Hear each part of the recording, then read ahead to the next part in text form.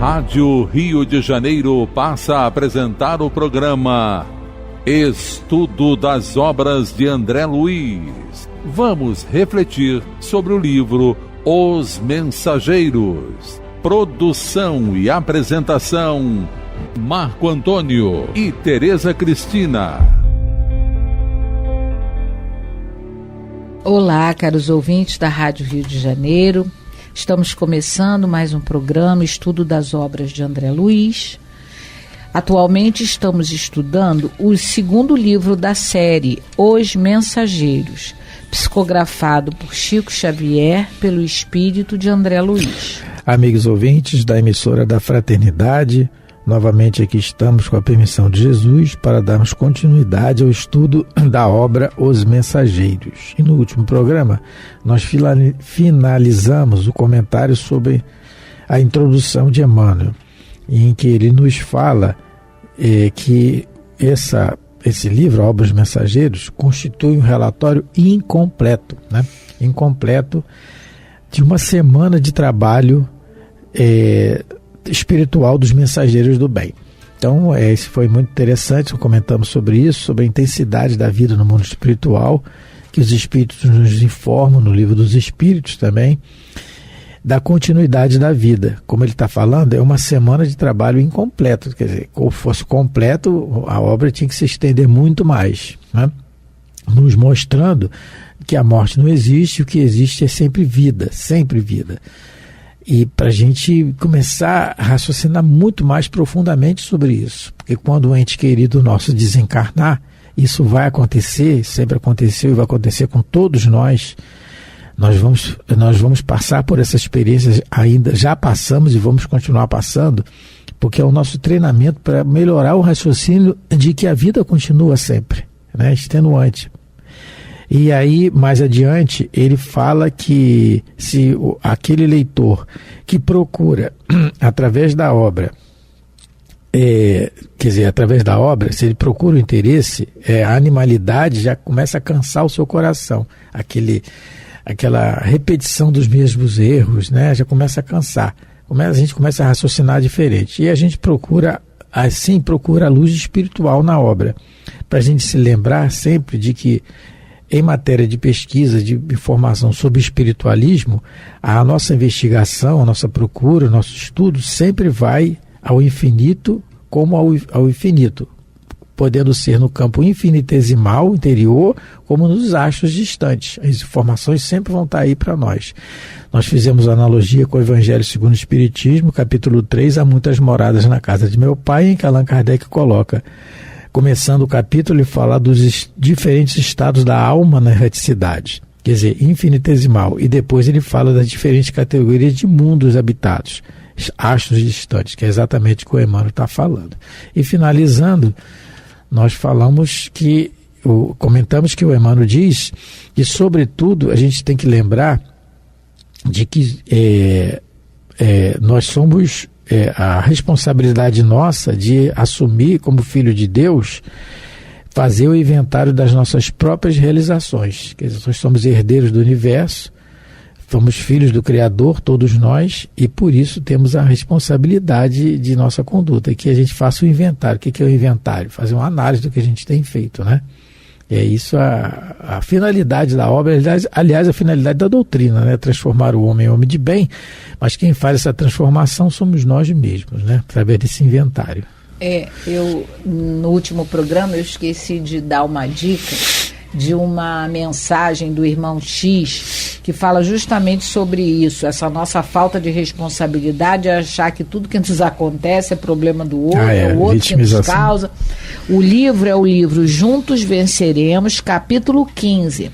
Vai contar a história do João Pires.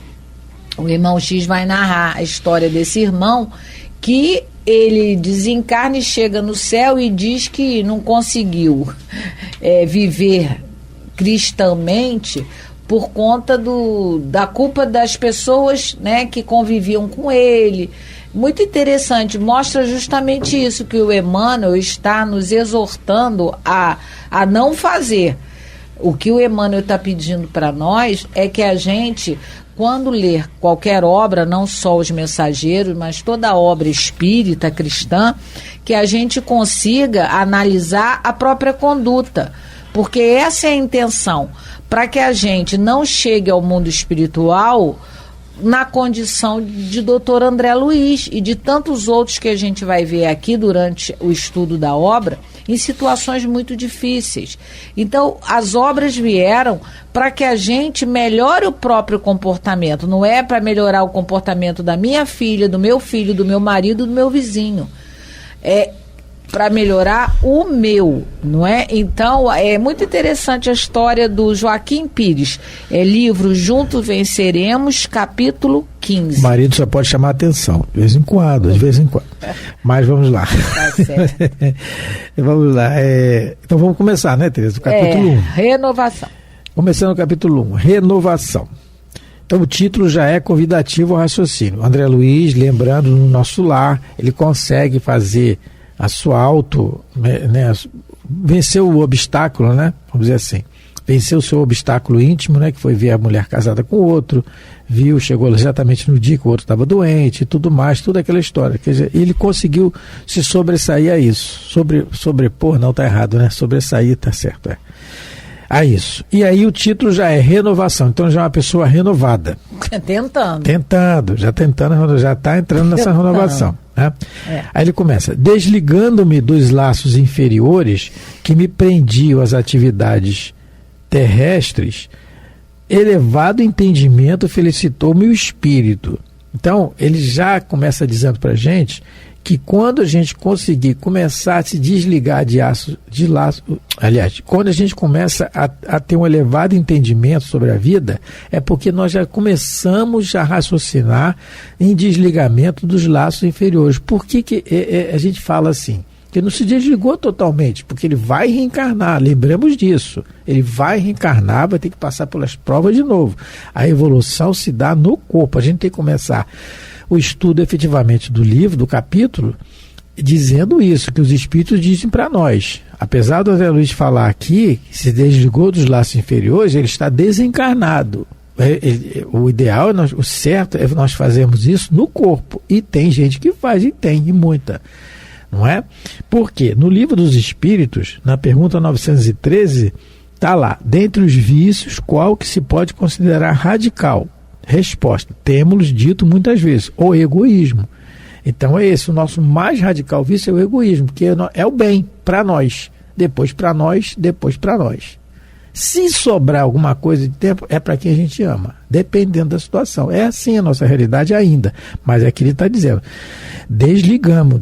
Então, o Emmanuel complementando um pouco esse raciocínio, o Emmanuel tem uma página chamada Caso Grave, que é bem o André Luiz, está no livro Ceifa de Luz, em que ele faz um comentário de uma frase de Jesus, de um dizer de Jesus, que está no Evangelho de Lucas, capítulo 12. Louco, esta noite te pedirão a tua alma, e o que tens preparado para quem será? Porque a gente pode desencarnar hoje, daqui a pouco, né? A gente tem que raciocinar sempre isso. E como é que a gente vai estar interiormente? E ele diz assim: dentre os nossos companheiros de experiência humana, aí ele vem relatando uma série de problemas que nós temos, mas eu vou ler só um aqui: que se iluminou com o facho da ciência e se trancafiou em bibliotecas valiosas sem estender a mais ligeira recha de luz aos ignorantes, que se enriqueceu de tributos afetivos no lar tranquilo, sem acender em tempo algum o menor raio de esperança ou de alegria para a viuvez em desamparo. Né? Aí ele finaliza a página: é de todos os irmãos prejudicados pelo egoísmo, um caso dos mais graves e dos que mais carecem de piedade, com direito a ser internado com urgência em nosso pronto-socorro da oração. E são vários outros exemplos que ele dá. Mas é isso exatamente que o André Luiz cultivou e que a gente pode estar cultivando durante a encarnação, e vamos sofrer a mesma coisa, porque a gente não fez um treinamento, vamos dizer assim, para a realidade da vida. A gente só viu o nosso bem-estar. A gente não olhou para o bem-estar daquele que nos passam pelo caminho da aprovação, situações que a gente nem imagina em passar. Isso é um treinamento para a alma, né? quando ele coloca aqui: desligando-me dos laços inferiores que me prendiam às atividades terrestres, elevado entendimento felicitou-me o espírito. Então, com essa frase dele, a gente pode ver que todos nós, ao desencarnarmos, continuaremos ligados ao ambiente terrestre. Ainda mais nós que somos espíritos ainda, né, um tanto quanto materializado. O problema é qual tipo de laço a gente vai querer manter. Porque graças a Deus, doutor Bezerra tem laço conosco, né, com a humanidade. Graças a Deus, Emmanuel tem laço conosco. Esse laço, ele nunca é rompido, não é? Agora, existem os laços superiores e os inferiores. Esse laço inferior, que o André Luiz está se referindo aqui, é o relacionamento que ele tinha com a família. Era um relacionamento de possessividade. Então, quando ele conseguiu desligar esse laço, né, desatar esse laço inferior, que é o apego, a possessividade à família, ele começou a melhorar.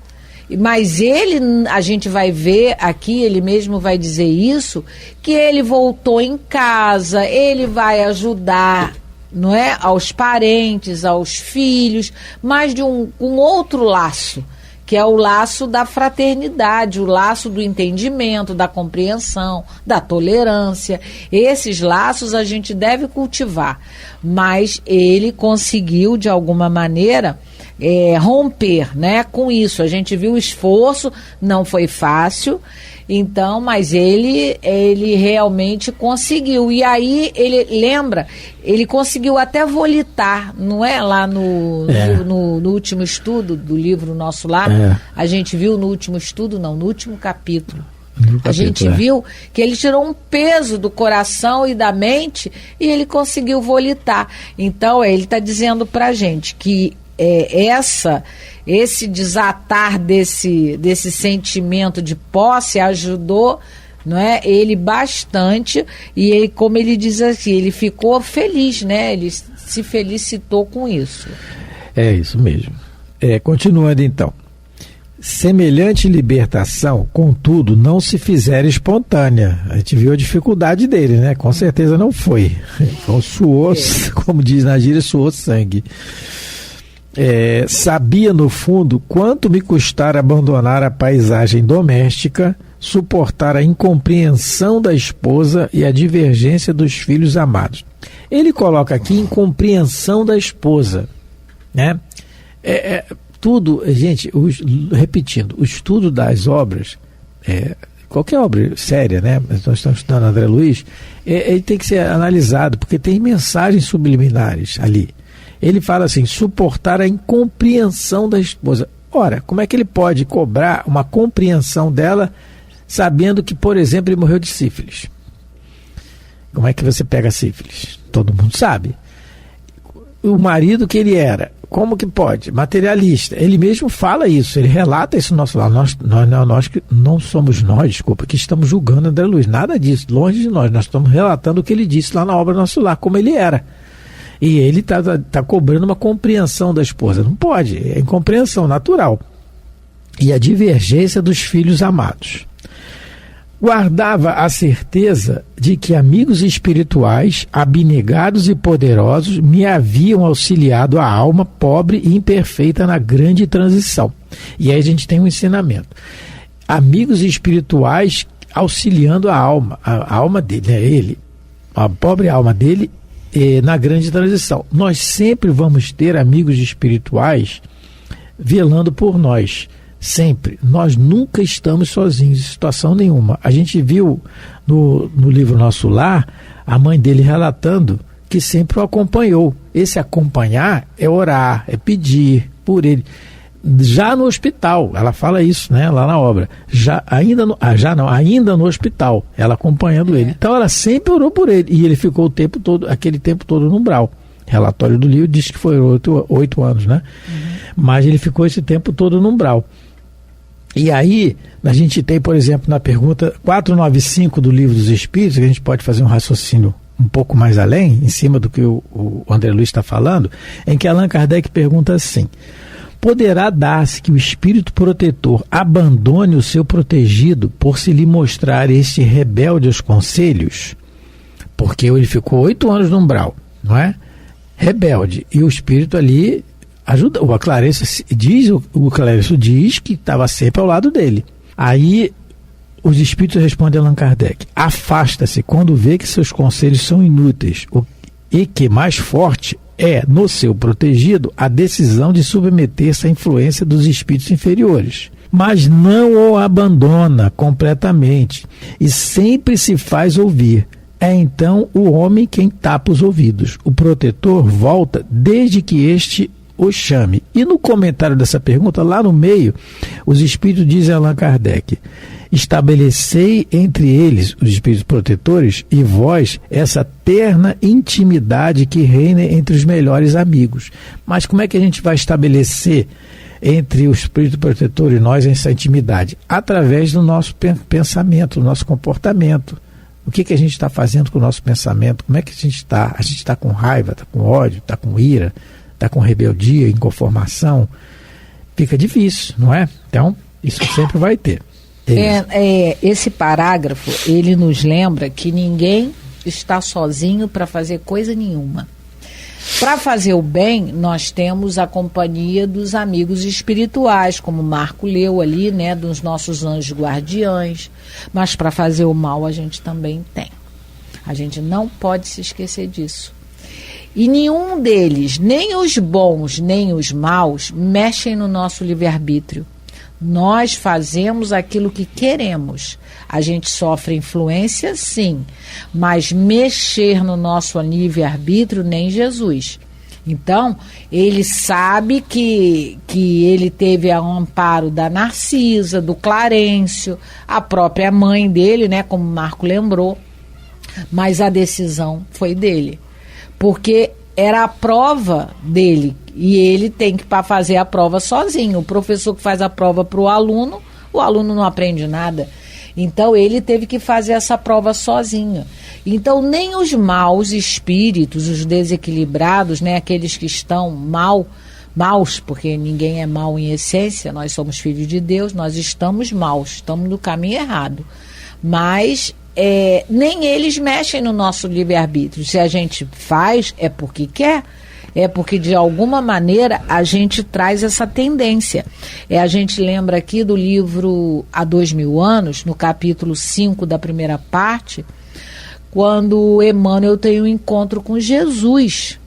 Encontrou com Jesus e Jesus diz para ele, olha, né, orienta ele, dizendo, né, que seria melhor que ele agora tentasse se espiritualizar, mas se ele quiser, ou ele escolhia aquele momento, ou então Jesus até profetiza para ele, ia ser os milênios, né, ou ele escolheria aquele minuto ou daqui a milênios, mas a profecia também é correta, porque todos nós um dia... Para todos nós. Né, para todos nós, e todos nós um dia, querendo ou não, devagar ou com pressa, mas todos nós tendemos à perfeição, porque nós somos filhos da luz, nós somos filhos de Deus, e querendo ou não, a luz nos atrai, não é? Então... O André, nós precisamos pensar isso também. Companhia espiritual sempre a teremos. Agora, vai depender do que a gente quer fazer na vida.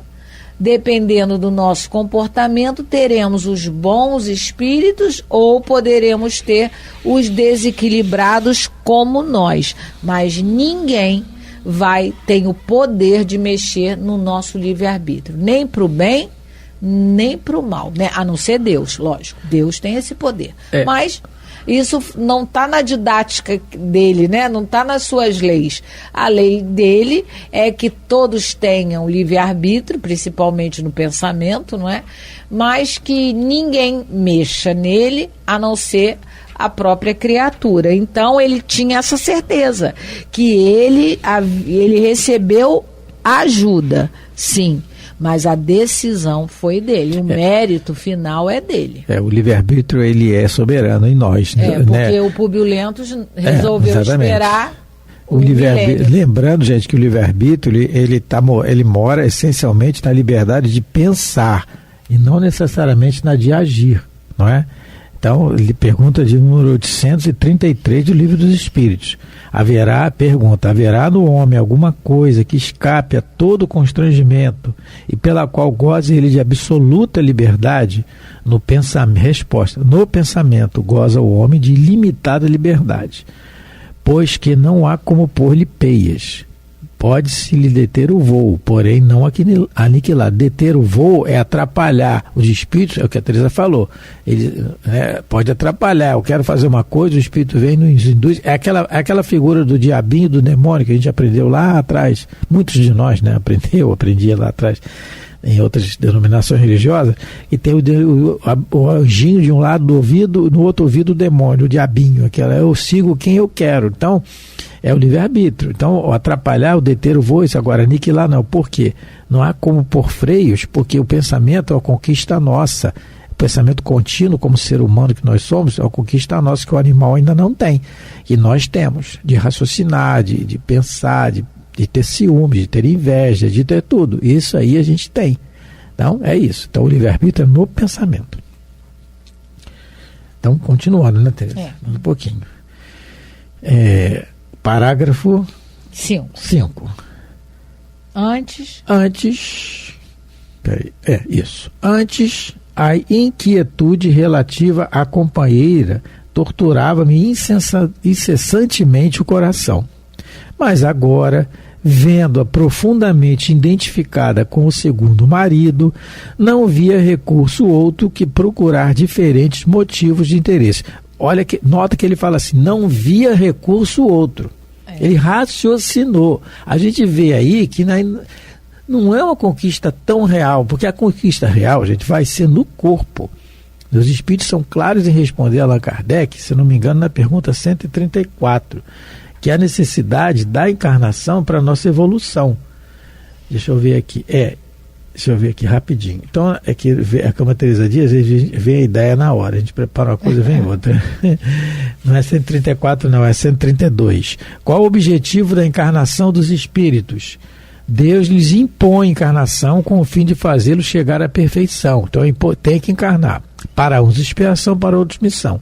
Mas para alcançar essa perfeição, tem que sofrer todas as vicissitudes da existência corporal, né? Nisso é que está a expiação. Então tem que sofrer as vicissitudes. A experiência volta. O que ele está dizendo, o que ele está relatando para a gente, é o aprendizado que ele concordou com o raciocínio que teve com a situação. Ele não viu outro jeito. Ele não viu. O que está longe de acontecer, como diz o Dr. Bezerra de Menezes, no livro Renúncia, no livro Instruções Psicofônicas, capítulo 1, intitulado Renúncia, em que ele diz assim: entretanto, a caridade maior será sempre a da própria renunciação, que saiba ceder de si mesma para que a liberdade, a alegria, a confiança, o otimismo e a fé no próximo não sofram prejuízo de qualquer procedência. Então, é isso que ele está fazendo aqui. Mas ele não viu outro jeito. Ele não teve outro jeito, né? O raciocínio é sempre esse. Isso. Então, ele tinha uma monoideia que a família era dele. E aos poucos ele se esforçou para, com os conceitos recebidos lá em Nosso Lar, num ano que ele ficou lá, ele se esforçou para poder pôr em prática que o amor a ser desenvolvido por todos nós é o amor fraternal. E não esse amor posse que a gente está acostumado. E agora, então, ele vai buscar, como ele diz aqui, eu não vi outro recurso a não ser buscar outro interesse. Ele não é que ele vá abandonar a família, mas aquela posse que ele achava que tinha, ele já entendeu que não tem. Isso a Teresa falou, ele já entendeu, né? Então, e só mais um detalhe de terminar, o doutor Bezerra fala isso porque ele viveu isso encarnado, ele exemplificou. Mas estamos terminando mais um programa, o assunto é vasto, é bom. Muito obrigado a todos pela atenção, pela paciência de nos ouvir e fiquem com Deus. Deus abençoe vossos lares e vossas vidas. Muita paz. Você ouviu pela Rádio Rio de Janeiro o programa Estudo das Obras de André Luiz, com o livro Os Mensageiros. Produção e apresentação Marco Antônio e Tereza Cristina.